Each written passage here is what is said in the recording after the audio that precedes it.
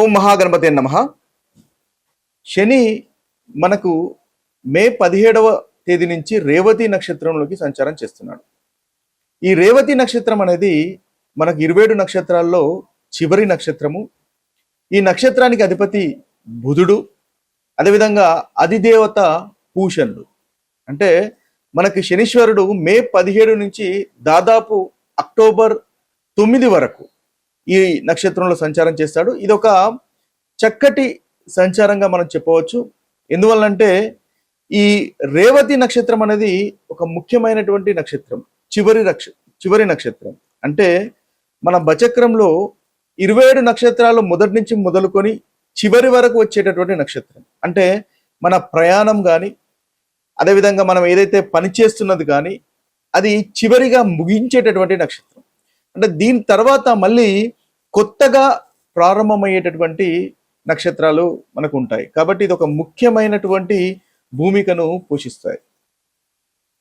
అయితే ఈ యొక్క ఈ శనీశ్వరుని యొక్క సంచారం అనేది ఈ రేవతి నక్షత్రంలో ఉన్నప్పుడు 12 రాశులకు ఏ విధంగా ఉంటుంది, ఎలాంటి ఫలితాలు కలుగజేస్తాయి అనేది ఒకసారి చూద్దాం. కన్యా రాశి వారికి శనీశ్వరుడు రేవతి నక్షత్రంలో సంచారం చేస్తున్నప్పుడు కలుగుతున్నటువంటి ఫలితాలు కనుక మనం చూసినట్టయితే, కన్యా రాశి వారికి 7వ స్థానంలో రేవతి నక్షత్రం ఉంటుంది. ఈ యొక్క రేవతి నక్షత్రానికి అధిపతి బుధుడు, ఈ కన్యా రాశికి అధిపతి కూడా బుధుడు, అదేవిధంగా దశమాధిపతి కూడా బుధుడు. శనీశ్వరుడు కర్మకు మనకు కారకత్వం వహిస్తాడు. కాబట్టి కెరీర్కు సంబంధించినటువంటి చేంజెస్, ట్రాన్స్ఫర్మేషన్ అనేవి ఈ యొక్క సమయంలో ఉంటాయి. ఉద్యోగానికి సంబంధించిన విషయాల్లో చాలా మార్పులు వచ్చే అవకాశాలు ఉన్నాయి. అయితే అవి స్లోగా ఆ మార్పులు ఉన్నప్పటికీ చాలా స్టేబుల్గా ఉంటాయి, చక్కగా ఉంటుంది. అదేవిధంగా వివాహానికి సంబంధించినటువంటి విషయాల్లో, జీవిత భాగస్వామికి సంబంధించినటువంటి విషయాల్లో మనకి పురోభివృద్ధి అనేది కనిపిస్తుంది. అగ్రిమెంట్స్, లాంగ్ టర్మ్ కమిట్మెంట్స్, తర్వాత పబ్లిక్ డీలింగ్స్, ఎందుకంటే 7వ స్థానం కాబట్టి పబ్లిక్ డీలింగ్స్ ఇవన్నీ కూడా ఇప్పుడు ఈ సమయంలో ప్రభావితం అవుతాయి. అంటే బుధుడు ఈ యొక్క సమయంలో సంచారం చేస్తున్నాడు కాబట్టి బుధుని వల్ల కూడా చక్కటి అనుకూలత ఉంటుంది. మీ యొక్క రాశ్యాధిపతి కాబట్టి తండ్రి లాంటి వాడు, మీ ఆ యొక్క సంచారం, ఆ యొక్క నక్షత్రంలో శని యొక్క సంచారం అనేది ఉంటుంది. ఇద్దరు పైగా స్నేహితులు కాబట్టి చక్కటి అనుకూలత ఉంటుంది. ఇతరులతో డీలింగ్ చేసేటటువంటి విషయాల్లో అనుకూలంగా ఉంటుంది. అదేవిధంగా చూసినట్టయితే వీరికి మంచి పర్సన్ను లేటుగా ఇచ్చినా కూడా వివాహము కాస్త ఆలస్యమైనప్పటికీ చక్కటి స్టేబుల్ రిలేషన్ అనేది ఈ యొక్క సమయంలో వీరికి కలుగుతుంది. అదేవిధంగా బిజినెస్ అగ్రిమెంట్స్ కి సంబంధించినటువంటి విషయాల్లో పురోగతి ఉంటుంది. క్లయింట్స్ రిలేషన్షిప్స్ అనేవి పెరుగుతాయి. అదేవిధంగా మీరు జాగ్రత్త పడాల్సినటువంటి విషయాలు కనుక మనం చూసుకున్నట్టయితే బ్లైండ్ గా, గుడ్డిగా ఇతరులను నమ్మకూడదు. 7వ స్థానం ఇతరులతో డీల్ చేసేటటువంటి విషయాలు ఉన్నాయి కాబట్టి బ్లైండ్ గా, గుడ్డిగా నమ్మకుండా ఉండడం అనేది మీరు చేయవలసినటువంటి ముఖ్యమైనటువంటి జాగ్రత్తగా మనము చెప్పవచ్చు. ఈ రేవతి నక్షత్రానికి అర్థము కనుక మనం చూసుకున్నట్టయితే సంపద, అభివృద్ధి, శ్రేయస్సు, అదేవిధంగా ఐశ్వర్యాన్ని పెంచేదిగా మనకు పురాణాలు ఈ రేవతి నక్షత్రం గురించి చెప్తున్నాయి. అంటే ఈ రేవతి నక్షత్రానికి ముందుగా అనుకున్నట్టుగా ఆది దేవుడు అంటే అధిదేవత పూషణుడుగా మనం చెప్తాము. ఈ పూషణ అనే పదానికి పోషించేవాడు అనే అర్థము, అదేవిధంగా అభివృద్ధి కలిగించేవాడు అని అర్థం. కాబట్టి ఈ పూషణుడు కూడా దేవతల్లో ఒక ముఖ్యమైనటువంటి దేవతగా చెప్తారు. ఈ పూషణుడికి చాలా ఐశ్వర్యవంతుడు, సంపద, అదేవిధంగా గేదెలు, మేకలు, గుర్రాలు లాంటివి పశువులు ఎక్కువగా ఉంటాయి. అంటే పురాణ కాలంలో అవి ఉంటేనే అధిక సంపద అని అర్థం. అయితే వాటన్నింటినీ ఒక క్రమ పద్ధతిలో దారి చూపించే దేవతగా మనకు పురాణాలు చెప్తాయి. కాబట్టి శనీశ్వరుడు ఎప్పుడైతే ఈ రేవతి నక్షత్రంలోకి సంచారం చేస్తాడో అప్పుడు ప్రతి రాశి వారికి ఒక దారి చూపిస్తాడు. అంటే ఇదివరకు వారు చేస్తున్నటువంటి తప్పులను సరిదిద్దుకునే అవకాశం ఉంటుంది. తప్పులను సరిదిద్దుకొని మనకు ఏది మంచి, ఏది చెడు అనే విషయాలను చూపించేటటువంటి నక్షత్ర సంచారము ఈ శనీశ్వరుడు ప్రస్తుతము చేస్తున్నాడు. కాబట్టి చాలా రాష్ట్రాల వారికి మంచి అదృష్టం కలుగుతుంది, అదేవిధంగా అభివృద్ధి కలుగుతుంది.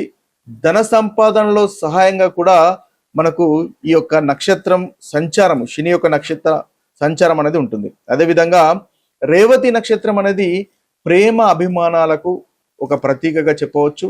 సౌమ్యత అనేది ఉంటుంది, కైండ్నెస్ అనేది ఉంటుంది. కాబట్టి ఈ శని ఈ యొక్క నక్షత్రంలో సంచారం చేస్తున్నప్పుడు ప్రేమాభిమానాలు పెరుగుతాయి. దయ, కరుణ, మృదుత్వం అనేది దాదాపుగా అన్ని రాశుల వారికి పెరుగుతుంది అని మనం చెప్పవచ్చు.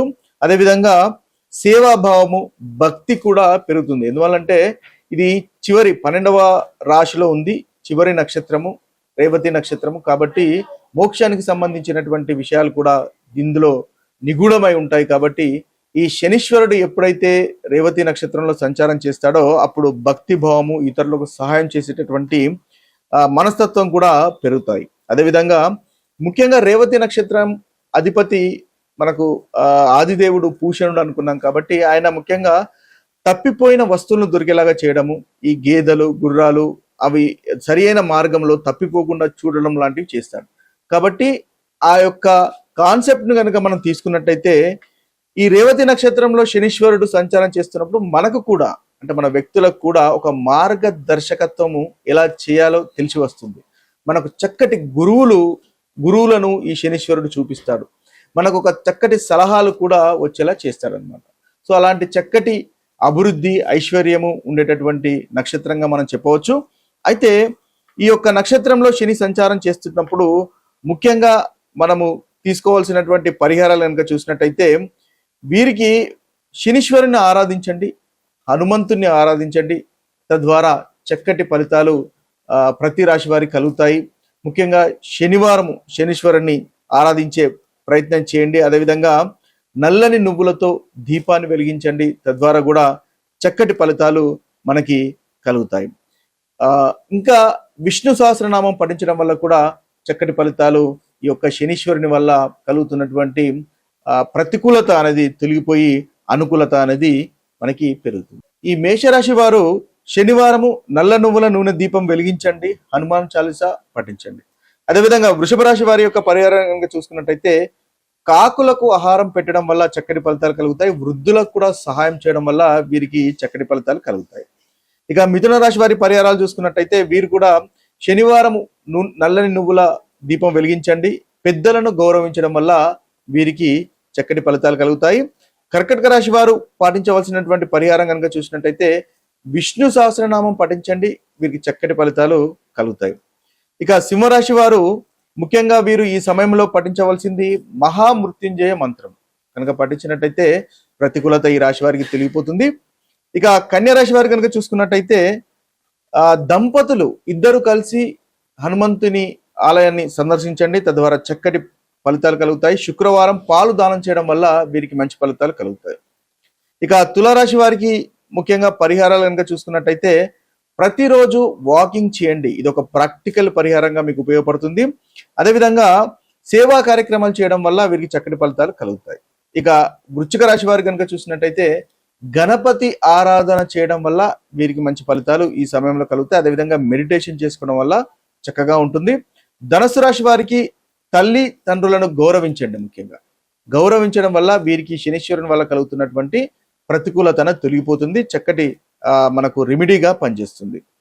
ఇక మకర రాశి వారి కనుక చూసుకున్నట్టయితే హనుమాన్ చాలీసా పఠించండి, ఈ రాశి వారికి అనుకూలంగా ఉంటుంది. కుంభరాశి వారికి అన్నదానం చేయండి, మీ యొక్క మాటల్లో మృదుత్వం అనేది చూసుకోండి, ఇది మీకు చెప్పదగినటువంటి సూచన. మీనరాశి వారికి గోవులకు ఆహారం తినిపించండి, తద్వారా చక్కటి ఫలితాలు మీకు కలుగుతాయి. విష్ణు సహస్రనామం పఠించండి, తద్వారా కూడా చక్కటి ఫలితాలు కలుగుతాయి. ఇవి స్థూలంగా ఈ ద్వాదశ రాశుల వారికి ఉన్నటువంటి పరిహారాలు. మరొక వీడియోలో మరొక రాశి ఫలితాలతో కలుద్దాము. అంతవరకు సెలవు. సర్వే జన సుజనో భవంతు, సర్వే సుజన సుఖినో భవంతు. నమస్తే.